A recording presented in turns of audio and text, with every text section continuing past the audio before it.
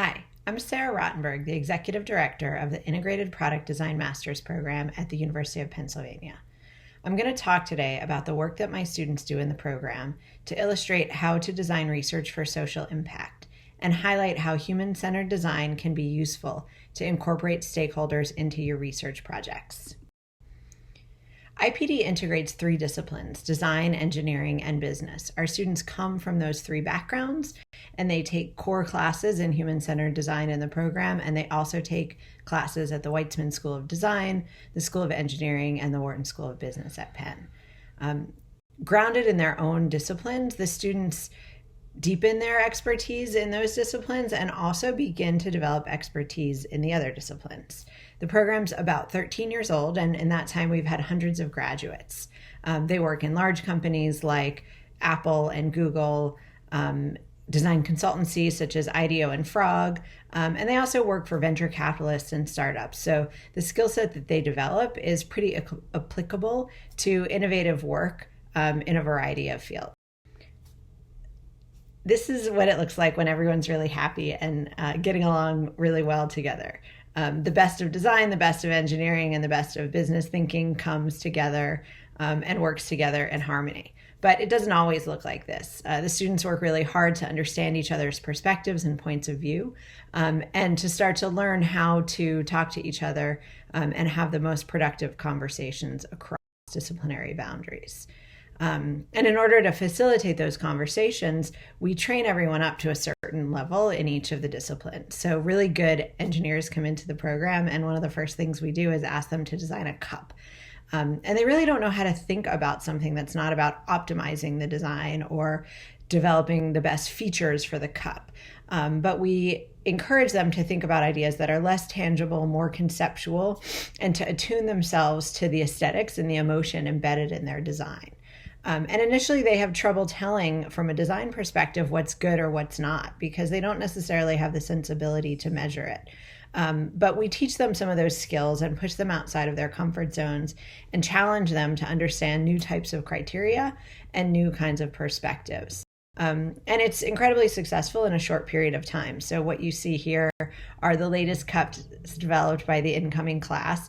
And you can see they're really diverse and some really intriguing ideas about what a cup and a saucer might be. Of course, we don't only torture the engineers who come into the program.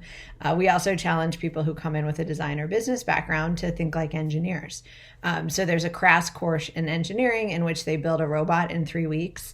And they look really happy and they're smiling in this picture, but it is not all giggles and happy faces. These projects are really challenges. Sensors fail, batteries burn out, robots topple over. But all of this is in the interest of getting the students to the level of skills so that they can have better conversations with each other and come together to solve a problem together from multiple disciplines. So we really push students outside of their comfort zone for the purpose of them learning enough of the other disciplines so that they can successfully. The general process that we teach to approach product design is a human-centered design process, which is really about bringing three lenses together. We bring viability from a business perspective, desirability from a design perspective, and feasibility from an engineering perspective. And the goal is to create products or services that really kind of thread the needle of these three perspectives. So things that can be successful and sustainable businesses that people are excited about and really want to use, and things that push the boundaries of technology and incorporate the best technologies possible, but are feasible to implement over time. And where we start is we start with desirability. The theory there is that if we can figure out what people want and what matters to them, then we'll use our engineering and business smarts to figure out how to deliver it in a viable and feasible way. But we can have the coolest technology in the world, and if nobody cares about it, it's not going to ultimately matter. So desirability is at the core, and it's really where we start. This is one way of thinking about the process that we teach. which has kind of four main phases. We start with an investigation phase where we're really exploring a topic as broadly as possible. And the goal here is to diverge, to get as many perspectives as possible and to go wide. But in order to move forward, we have to define a problem or a design opportunity, define criteria, and focus our efforts as we kind of move forward through the process. And then once that's done, then we ideate. And again, we're trying to diverge as much as possible. The goal is to come up with as many ideas as possible, and to not judge ourselves and to not assume that it's going to be one kind of idea over another, but to see how wide we can go. And then we evaluate those ideas against our criteria and then select some to move forward. And then we're diverging again, we're iterating. We're not diverging as much. We've selected ways forward, and now we're thinking about what's the best way to implement those ways forward. And then once we have something that we feel really good about is the most successful design, we implement that idea. And of course, that takes the longest, that's the longest phase with the least amount of diverging. It's really not a linear process, though, and that's what these horizontal bubbles really describe. You might find you're in investigation and you have an idea and maybe you want to prototype and iterate it. Or you're in the iteration phase and you realize that the idea is not having the impact that you want it to have and not succeeding in the way that you thought it would. So you might have to go back to the investigation phase or the ideation phase. So it's a process, but it's a very messy process and it's not entirely linear in order to try to get the most successful out. Another way of thinking about these phases are that the beginning of the process is really about defining the right design. And then once we think we have a sense of what's the right thing to create, then the second half is about designing it right and making sure that we implement it in a way that's successful and that's accessible for people to use. Even though the beginning of the process, we start with investigation, we start with exploration, understanding desirability, empathy for stakeholders and the end users of our products is really baked into the entire part of the process. And it's really a core of the approach that we take. And this is particularly important for social impact and social innovation work. Often these are complex problems which seem really intractable, and they're challenges that a lot of people have tried to address from multiple perspectives before. So making sure that we have empathy for the stakeholders and the end users kind of helps teams propel the work forward and can kind of become a North Star for project teams. So we all have different ideas maybe about how we want to move forward, but we all have shared consensus about what the why is, what really matters to people and what's important to them, and that kind of keeps teams aligned and working towards the same goal. And then when we're doing social innovation projects and social impact projects, we found that the best way to make sure that our projects are have the impact that we want them to have is not just by empathizing with our end users, but by co-designing with our stakeholders. So we're not designing for, we're designing with.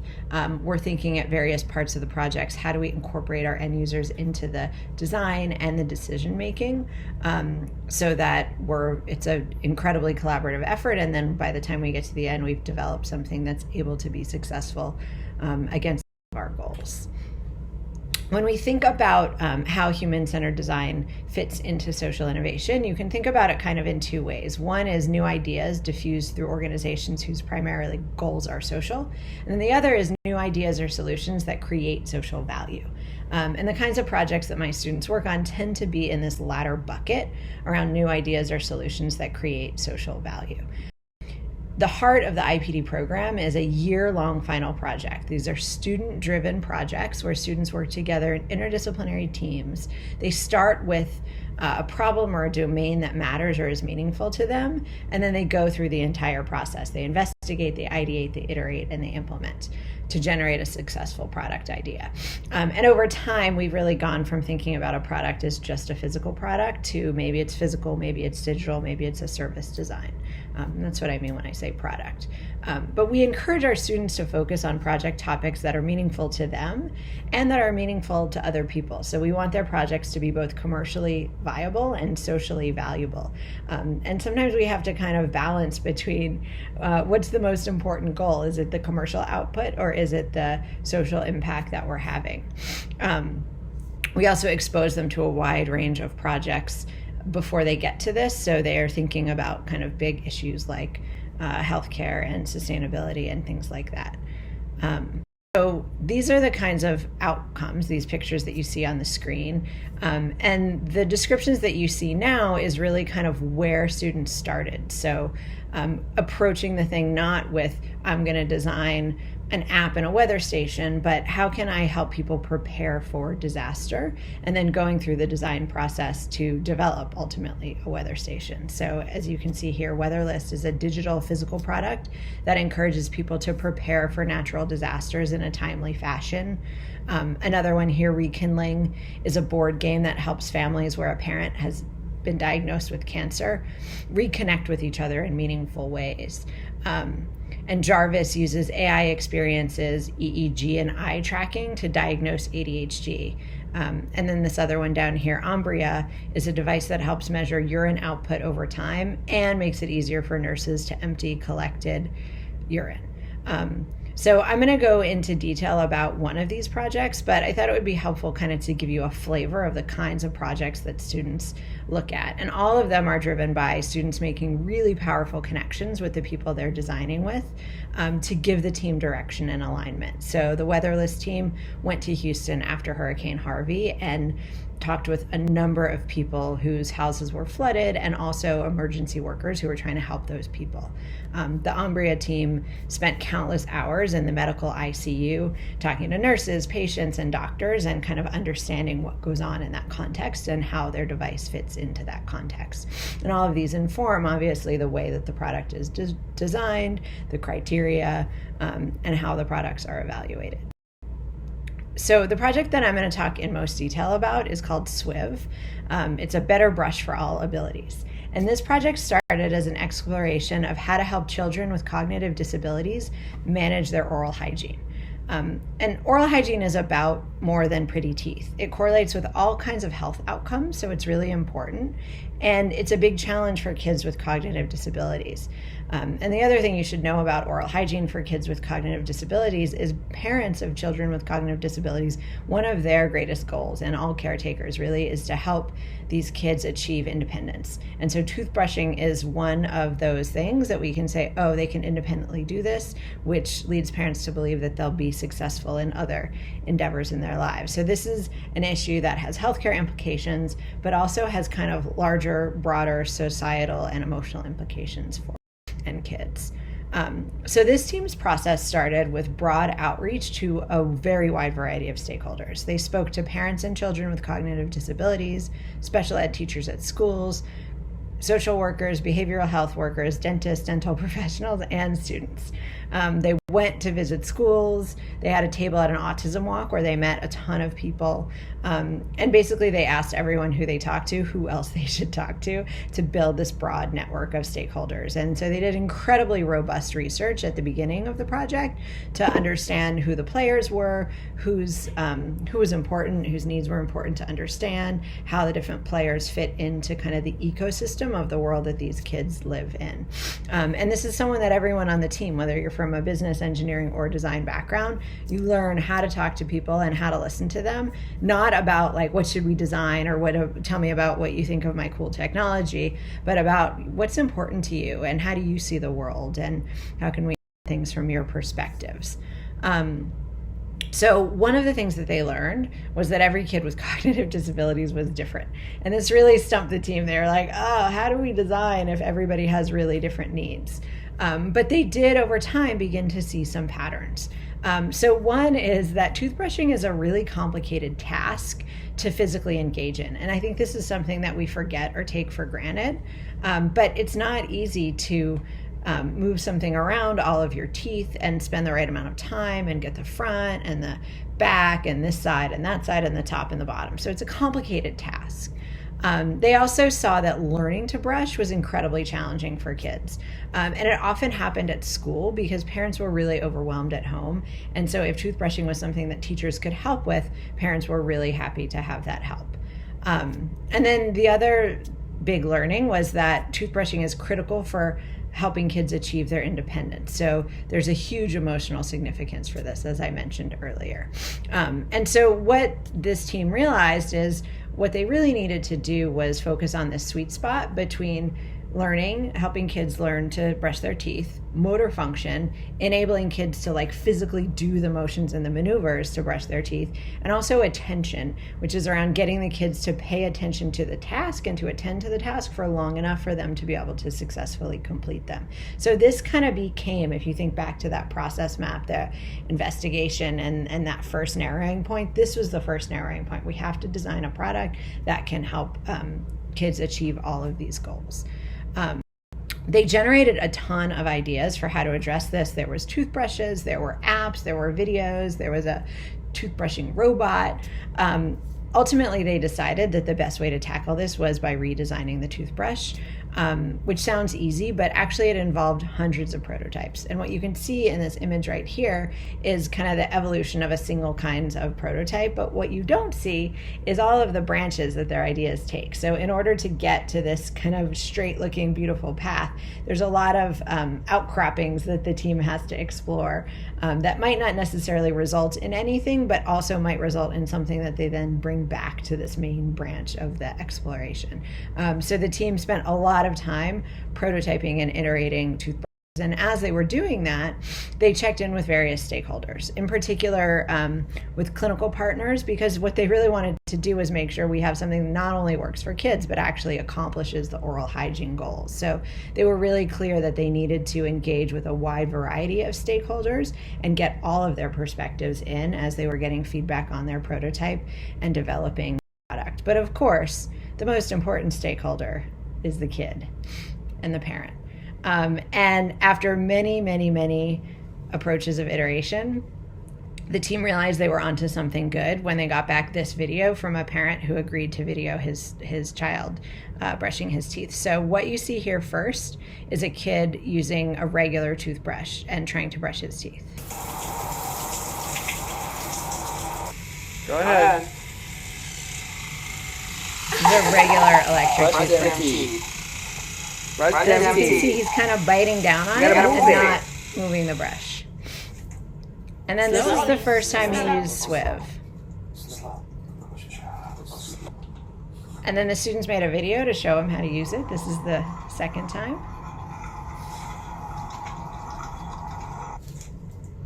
And then this is the next day. He's able to successfully maneuver the prototype around his mouth. And he's really proud of himself. Good job, Lee. So that's just, it's a beautiful example because it's a kid being able to be successful at a task that he wasn't able to be successful at before. But this is the kind of testing and prototyping. And in this case, the students didn't have access to all of these people locally. So they were building and shipping prototypes to different stakeholders to get people to test the product for them.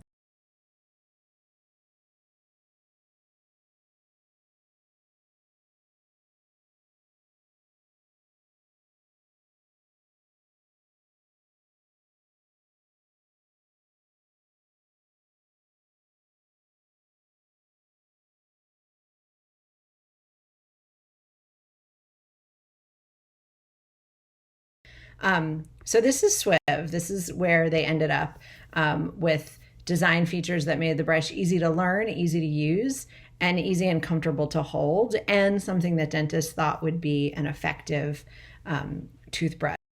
And when they launched, they got a ton of awards and some great recognition.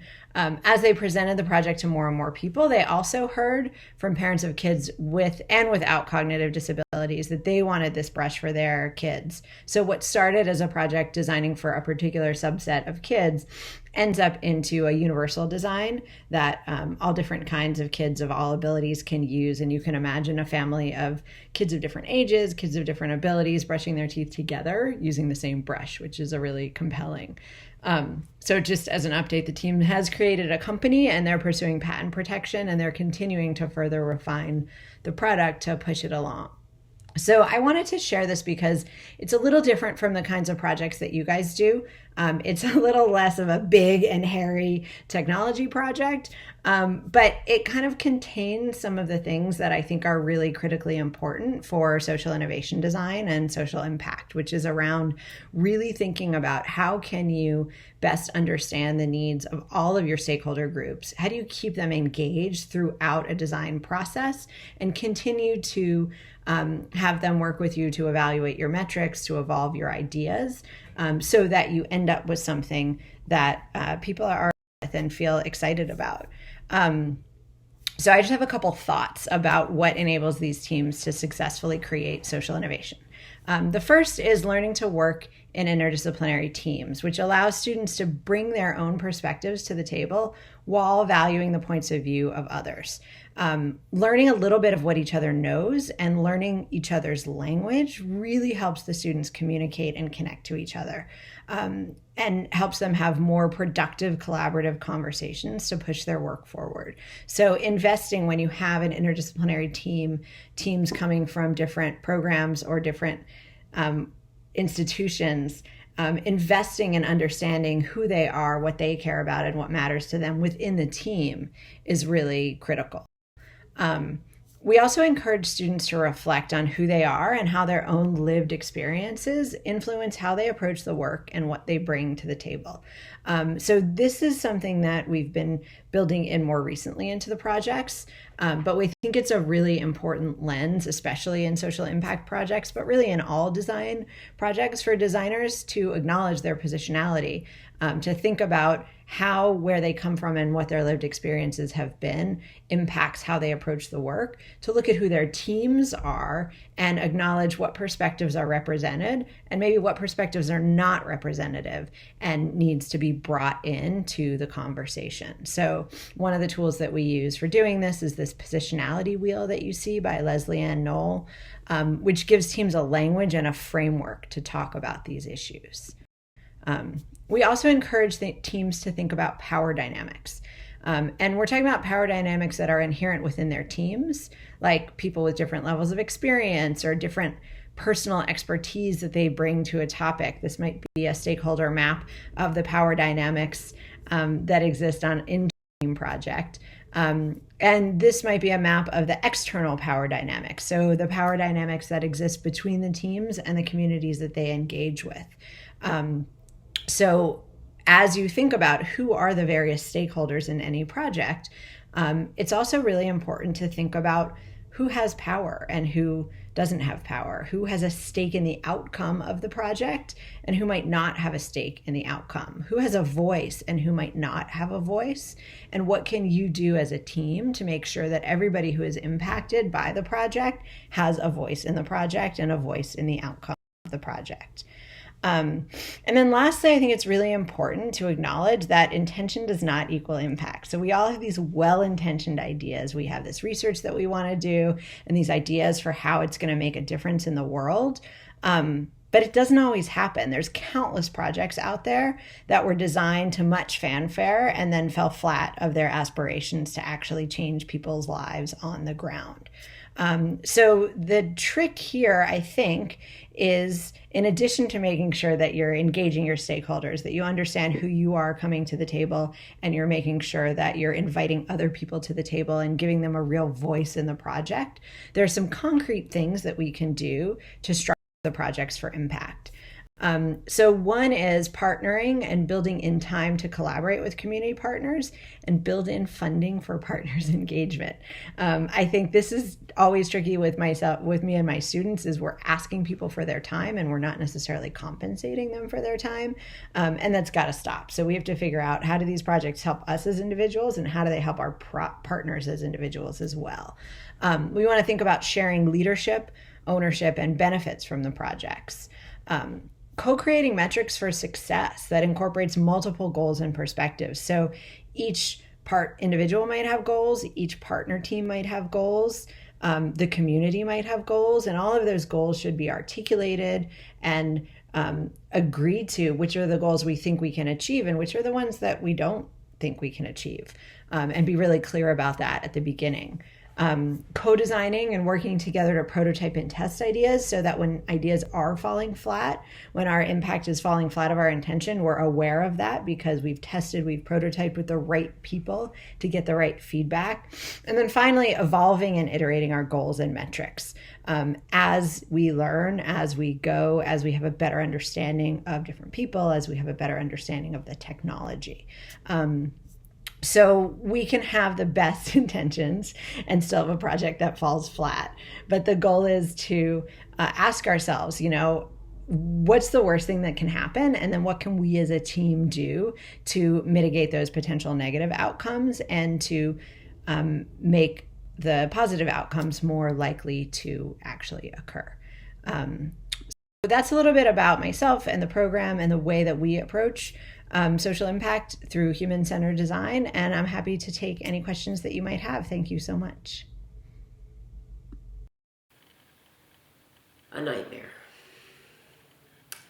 Oral hygiene was always a nightmare for Ethan. The first things that come to my mind thinking about oral hygiene, frustration. Brushing teeth is extremely challenging in our house. I'd say the greatest thing about Ethan is the joy in his heart and his happiness in him. And little things really make him happy. And so that sweetness always attracted people to him, that made him very warm and loving. I guess the greatest challenge is though, with his disability specifically, it's really developmental. So learning is really hard for him. We'd have charts set up of ways to brush your flats and the sides and the tops and the bottoms. We'd have all kinds of crazy ways to try to achieve this. And none of it really worked right, unfortunately. Ethan, I want you to brush your teeth for 2 minutes, 1 minute, timer, we put music on. We've tried everything. It still doesn't work. So if we could find some sort of new technology that would help achieve this, we'd be forever grateful.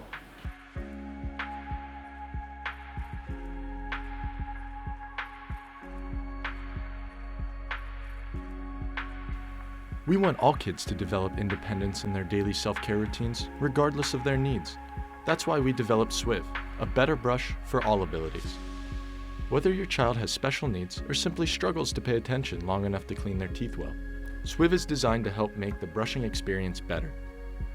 Swiv has a unique mechanical design that reduces the brushing process to a single motion that can be performed on the top and bottom rows of teeth to clean every tooth effectively.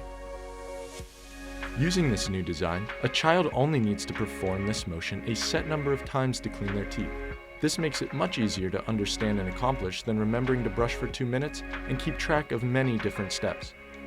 Swiv cleans the entire mouth without needing special attention for the tricky areas that are hard to reach. If a child with a disability can't learn the way we're teaching them, we need to change our method. And we need to change the tools so that they can learn. People with disabilities, I think people always think is not capable, and they have so much capability. They have so much possibility. We just have to figure out the way they learn best and bring them tools in the world that level the playing field for them. So I thank you for doing what you're doing, because it's going to bring him a better life.